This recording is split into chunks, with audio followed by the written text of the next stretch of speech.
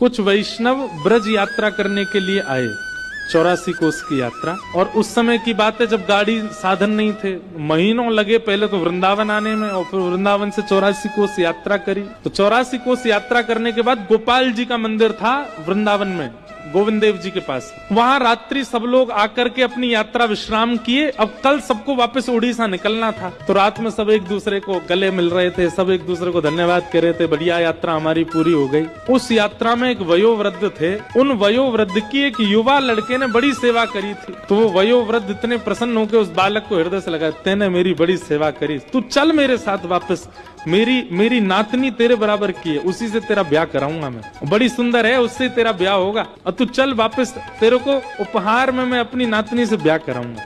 वो भी प्रसन्न हो गया, करा देना, हम तो बैठे तैयार। जैसे ही पहुंचे उड़ीसा तो उन वयोवृद्ध ने अपने घर पे जाके कहा कि भाई यात्रा में एक बालक मेरे साथ था और उसने मेरी बड़ी सेवा करी, मैंने ये हमारी बिटिया है, इसके लिए वही ढूंढ रखा है, उसी से ब्याह कराना है। तो घर के कई लोगों ने नाराजगी कर दी, घर के कई लोग मना करने लगे, नहीं नहीं नहीं, वो तो ऐसा है, वो तो ऐसा है, उसके पिताजी ऐसे, और घर के सब लोग विपक्ष में आ गए कि नहीं, उससे ब्याह नहीं होगा।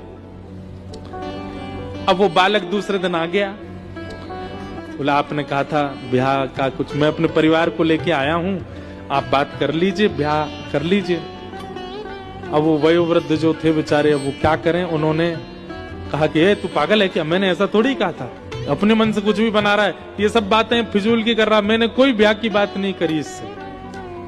बालक बोला आप मेरा ब्याह मत करिए, मुझे मंजूर है, पर झूठ मत बोलिए, आप पहले स्वीकार कीजिए कि आपने कहा था, उसके बाद भले ही ब्याह मत कीजिएगा मेरा। लेकिन वो वयोवृद्ध माने भी नहीं, नहीं नहीं मैं स्वीकार नहीं करूंगा, मैंने कहा ही नहीं कि मैं ब्याह करूंगा।